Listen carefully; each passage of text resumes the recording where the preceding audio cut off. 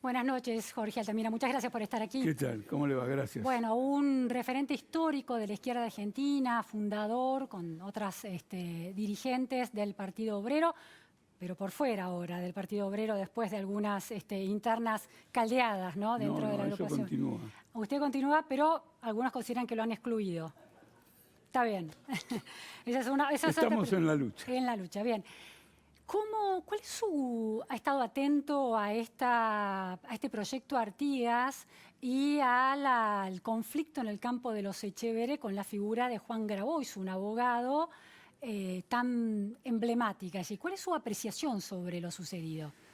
Mire, no quiero emplear una expresión muy dura, pero frente al drama del país, a la falta de vivienda, etcétera, es un episodio de cuarta, que lo han manejado informativamente, políticamente, para darle una cierta dimensión y querer configurar una perspectiva para la Argentina de peligro para la propiedad privada. Quieren instalar ese tema. Lo hace Trump con Biden. Trump dijo que Biden amenaza la propiedad privada en Estados Unidos.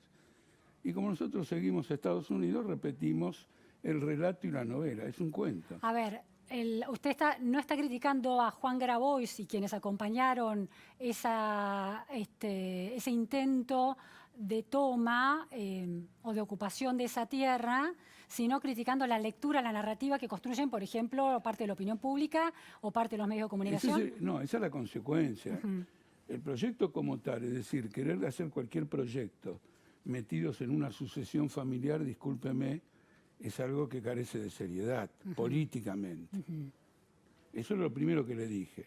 Luego, con motivo de otros acontecimientos en el país y con el esfuerzo de presentar al gobierno, a los opositores, desde cierto ángulo, se ha tomado esto para meterlo en un relato sobre la propiedad privada. En Argentina, ¿cuestionando el derecho a la propiedad privada? Cuestionando el derecho a la propiedad. No, cuestionando no. Bueno, unos cuestionando. No, nadie cuestionando. No había escuchado a nadie cuestionando la propiedad privada, sino denunciando que otros la cuestionan. Mire, Luciana, el mayor ataque a la propiedad privada en Argentina fue en diciembre del 2001, cuando Cavallo decretó la convertibilidad. Asaltaron a todos los depositantes bancarios por la módica suma de 90.000 millones de dólares. No hay enemigo más duro de la propiedad privada que el propio capitalismo, que se desarrolla confiscando ahorristas, depositantes, trabajadores por medio de la inflación, despidos, etcétera. ¿El capitalismo o una clase gobernante o un sector o gobiernos ineficientes que no logran administrar el Estado de manera adecuada? No, en todo caso serían y se apropian de los bienes de los ciudadanos. No, en todo caso sería cómplice. Tomé el caso de la convertibilidad. Usted tenía un guardián de la propiedad privada llamado Domingo Cavallo. El Congreso argentino, se lo recuerdo a la opinión pública, votó una ley increíble, la intangibilidad de los depósitos. Era una farsa, porque en cualquier crisis económica se caen todos los depósitos. Y los bancos se pertrechan. Los bancos no podían devolver los depósitos y nadie los llevó a la quiebra, nadie los estatizó. Nadie les dijo, che, te robaste 90.000 millones de dólares. No, los perjudicados fueron los depositantes. Y luego la Corte Suprema, en un acto supremo de defensa jurídica de la propiedad privada, respaldó la especificación asimétrica. Ahora, eso está claro que fue todos los argentinos que tenemos cierta edad recordamos eso como un momento crítico donde el Estado intervino de una manera completamente ilegítima sobre el patrimonio de los argentinos, en definitiva, guardado en los bancos. ¿Sí? Sí, bueno, pero en defensa de los intereses de los banqueros. El gobierno argentino no ganó nada. ¿De los banqueros o, bueno, de ciertas políticas de gobierno para poder sostenerlas? Las políticas de gobierno son abstractas. Lo real son los protagonistas. Le digo lo siguiente, el gobierno de turno se benefició tan poco Sí, sí. que 48 horas después cayó. Si alguien quiere decirme que de la Rúa se benefició con la convertibilidad, gobierno corrupto, impotente, incapaz de todo lo demás, no, de ninguna manera. Fue Hay riesgo un de que asalto. eso, hay riesgo, hay una afirmaciones desde el Ministerio de Economía que sostienen que las reservas llegan a 42.000 millones de dólares y una lectura es que ese número se alcanza si se tienen en cuenta los depósitos de los ahorristas en los bancos. ¿Existe el riesgo de un ataque a la propiedad privada en los mismos términos que 2001? Mire, leyendo los diarios, un economista señaló que las reservas líquidas serían negativas. No aclaró más, pero una forma de que las reservas líquidas fueran negativas es que el gobierno haya usado lo que tiene de reserva de los depósitos en dólares. Ahora, no sé cómo llegó a eso. Yo solamente para aclararle, digamos, el concepto de si se puede llegar o no se puede llegar. Es decir, que si hay un ataque a la propiedad privada se da más en el mundo financiero cuando los depósitos de los ahorristas son tocados que en estas tomas de tierra ocasionales y puntuales. ¿Esa es la lectura que usted plantea? Yo le di el ejemplo de la convertibilidad porque es un ejemplo conocido, es un ejemplo vasto, nadie se puede confundir. Pero si usted mira el funcionamiento cotidiano de la economía, usted va a ver lo siguiente.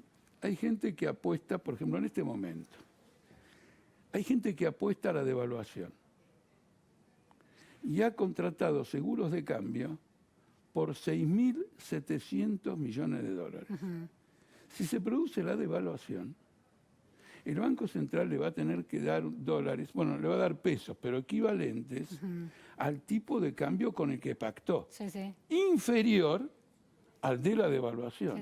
Esos que están especulando ahí, están especulando contra la estabilidad de la moneda argentina. ¿A usted le parece que Guernica es más peligrosa para toda la economía del país, los trabajadores y todo lo demás que este tipo de especulaciones?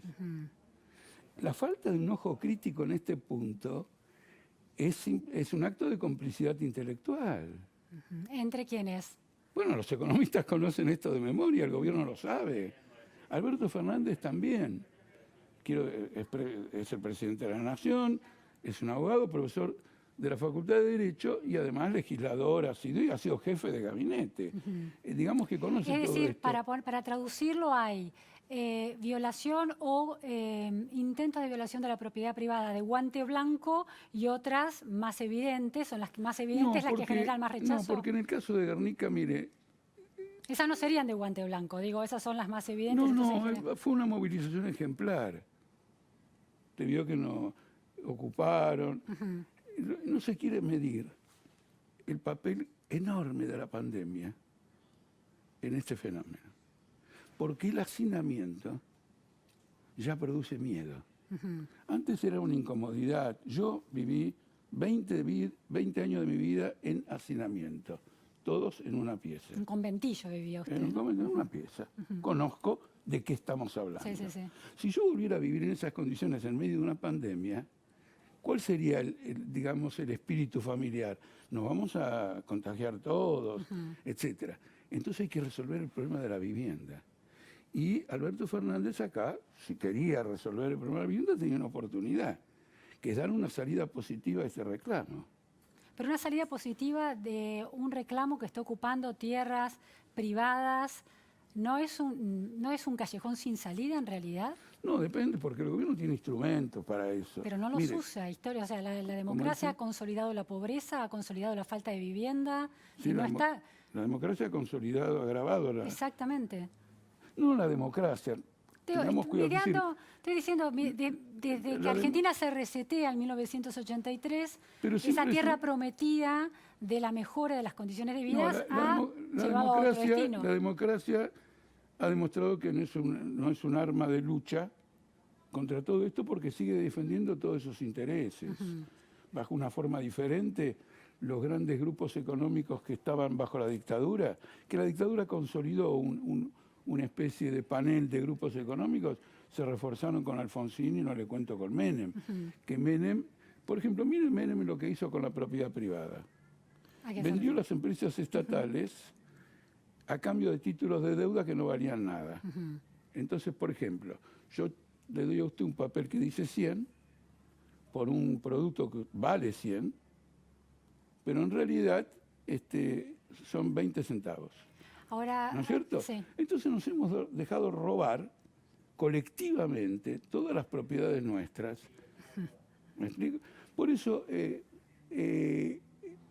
Engels, el compañero de Marx, llamaba a los capitalistas expropiadores. Y entonces decía que el socialismo era cuando los expropiadores serían expropiados. Claro. Que es una forma de hacer justicia.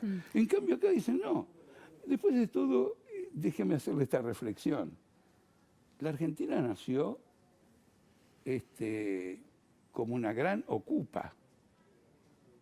Vino el rey de España, convirtió todo esto en patrimonio español, y después la Revolución de Mayo nos liberó de ese patrimonio y dijo, la tierra es nuestra, y se la repartieron. Y los ferrocarriles le regalamos 2 leguas a la derecha y a la izquierda de las vías férreas. Esto es un regalo. Ahora, y a los aborígenes, y la guerra del desierto. Le planteo esta pregunta, volviendo al presente, para no hacer arqueología que nos lleva también a... No, es que quiero conceptualizar. Sí. Es decir, quiero conceptualizar que vivimos en un régimen que pauperiza al trabajador. ¿El capitalismo se refiere a usted? Sí, claro. Caso testigo de un país que haya solucionado de manera interesante esta deuda de derechos y al mismo tiempo garantice una calidad de vida razonable para sus habitantes. Le quiero aclarar una cosa. Este asunto de la propiedad privada, yo lo denuncio como un intento de suscitar una política macartista, como en una época era contra el comunismo, etc. Están inventando un espantapájaros para justificar lo que sea. Pero ¿quién inventa y quién es el espantapájaros? Los que caracterizan que en este momento en Argentina hay algún peligro a la propiedad privada suscitado por esto y lo otro, evidentemente están armando un relato. Los que ocuparon Guernica quieren tener la propiedad de su vivienda. No quieren destruir el sistema de propiedad de la vivienda. Ahora, pero las tomas en las tierras del sur, con distintos argumentos, las tomas de Guernica y en distintos puntos de la Argentina, la toma antológica de los Echeveres, del campo de los Echeveres, que se convirtió casi en una novela nacional, no habla de un estado de cosas. Se tomaban tierras, se tomaban supermercados en 2001 por una cuestión de supervivencia. También había picardía y voluntad de desestabilizar. Se toman ahora tierras con un trasfondo ideológico también y con funcionarios del Estado Nacional participando de esas tomas. ¿Qué pretenden? ¿Pretenden desestabilizar a su propio gobierno? No, permítame lo siguiente. No habría una intencionalidad por fijar una matriz de análisis, una matriz conceptual que ponga en cuestión algunos derechos establecidos constitucionalmente, como el derecho a la propiedad privada. Ya les digo, lo único que acá está como un gran peligro es el manejo sanitario de la pandemia. Manejo sanitario de la pandemia que consiste en que no hay testeos, que no hay absolutamente nada, que el sistema de salud pública, desfinanciado todo el tiempo en favor de la medicina privada, hoy no puede atender, y ese desfinanciamiento es un golpe a derechos de los ciudadanos a tener una salud pública. Estamos de acuerdo, pero ahora en el medio de... Lo otro es una tentativa macartista. Pero a ver, déjeme hacerle esta pregunta, Jorge. En la toma del campo de los Echeveres, además de Grabois, que es parte de la coalición gobernante, aunque no tiene un cargo en sí, es parte de la coalición gobernante, con una llegada importante, algunos de los dirigentes claves de esa coalición, había además funcionarios nacionales, el director de Economía Popular, Gabriela Carpinetti y otros funcionarios, Victoria Donda, que no se acercaron, por ejemplo, a colaborar con las familias varadas en la frontera de Formosa, en la frontera de Tucumán, donde se violaban derechos. Estoy de acuerdo con usted. Esa intencionalidad de poner, de destacar desde funcionarios del gobierno la toma de los Echeveres como una toma razonable y justa, no habla de un cierto interés del gobierno por fijar una matriz conceptual Bueno, yo distinta? le voy a decir lo que pienso. A veces entre las cosas más serias del mundo no hay que dar por el pito más de lo que el pito vale. Esto revela la mediocridad del planteo de Grabois. Grabois tiene su movimiento de defensa popular, de la economía popular, pero no hizo nada por defender la ocupación de Guernica. De decir, bueno, empecemos a construir la Constitución. Si esto fuera privado, no conozco bien todo el estatus porque es un estatus medio confuso. Sí. Vamos a suponer que fuera privado, la Constitución Nacional permite expropiar por ley de utilidad pública. En el año 2001, yo fui diputado, me han votado proyectos de expropiación, hemos salvado empresas enteras, la fuente de trabajo, es decir, hemos defendido el interés. ¿Quién lo estaba atacando? Los vaciadores. Sí, hay una manera más seria de hacer esto, dice usted. Si se va a hacer, hay que hacerlo de una manera más seria. Es mediocre. Ilegal. Yo no me voy a infiltrar en un conflicto privado sobre una herencia para ver si meto algo del socialismo. Por favor. Entonces, no demos por el pito más de lo que el pito vale. Si el proyecto es tan mediocre, ¿no es cierto? Porque por las rendijas del kirchnerismo, albertismo, masismo, no pasa otra cosa que esto, háganse cargo de la mediocridad de todo este proyecto. ¿No cree en la atribución del kirchnerismo, la autopercepción kirchnerista como defensora del campo popular? De ninguna manera. La pobreza no ha crecido en este país en los 12 años de kirchnerismo porque fueran defensores del campo popular. Si la presidenta en un discurso en cadena se jacta de haber pagado 175.000 millones de dólares de deuda externa, le tienen que dar el premio Nobel del pagamento de la deuda, que es defensa de la economía popular. 175.000 millones de dólares. Con 175 millones de dólares hacemos de la Argentina un paraíso. ¿Cómo se financia el balance y el equilibrio de derechos? ¿Se puede salir de la lógica de una organización global donde unos piden, otros prestan? No, mire, el gran tema en este momento, no solo ahora, desde hace un tiempo, es una fenomenal crisis del capitalismo mundial. Esto lo reconocen grandes financieros y gobiernos. Imagínense Estados Unidos y Europa peleándose. Una guerra con China. Las bolsas que se caen. Se ha gastado 25 billones de dólares en rescatar empresas y fondos financieros en esta crisis de la pandemia. Ahora, esta idea de que el capitalismo está en crisis, Estados Unidos, su economía está rebotando de una manera impresionante, aún después en el medio de la pandemia. China se ha vuelto un capitalismo de Estado y los países los países que mejor responden a la pandemia son estados de bienestar con un capitalismo privado regulado por el Estado, pero libre en buena parte en el mercado. Le hago un repaso rápido. La deuda pública de Estados Unidos se va a 140% del PBI. El déficit fiscal es del 10%. Pero puede financiarlo, está en condiciones de financiarlo. Bueno, lo financia con esa deuda del 140% del PBI. Por lo tanto, el dólar va a tener este problema bimonetario, pero no con el peso argentino, sino con el oro. La gente va a decir, me voy del dólar. Y como el euro no me da confianza, terminaré comprando el oro. Oro está en 2.000 dólares la onza. Quiero decirle lo siguiente. Hay una lógica capitalista que está en una crisis muy profunda. Esto es lo que explica las rebeliones populares. Porque usted me habla de un rebote, yo le doy la última información. La crisis de desempleo en Estados Unidos raja las paredes. Son movimientos cíclicos, según el cambio de noticias. Angela Merkel acaba de tener una pelea brutal en el Parlamento alemán porque reimpuso la cuarentena. Me falta una respuesta que no me dio. ¿Cuál es el país al que usted mira con interés como un ejemplo de resolución de crisis en una matriz justa? Yo le di el ejemplo, se lo dije recién, aunque no pareció. No puedo darle de un país porque es una crisis mundial de un régimen social. No hay ningún país que esté No, porque mejorando. son regímenes sociales. Quiero decirle, a ver, China fue la que mejor resultado ha tenido con el manejo de la pandemia. En China la situación social de grandes sectores populares es desesperante. Hay una burocracia totalitaria, no hay libertad de expresión. No le voy a dar a China, ¿no es cierto? Sí. Lo más interesante es Estados Unidos, porque Estados Unidos es el que lleva adelante la lógica de esta crisis mundial.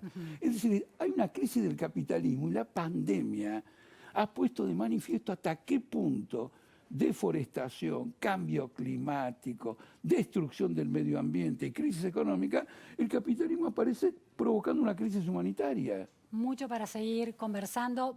Tendremos otra oportunidad, Jorge Por Altamira. supuesto. Muchísimas gracias. Le agradezco muchísimo.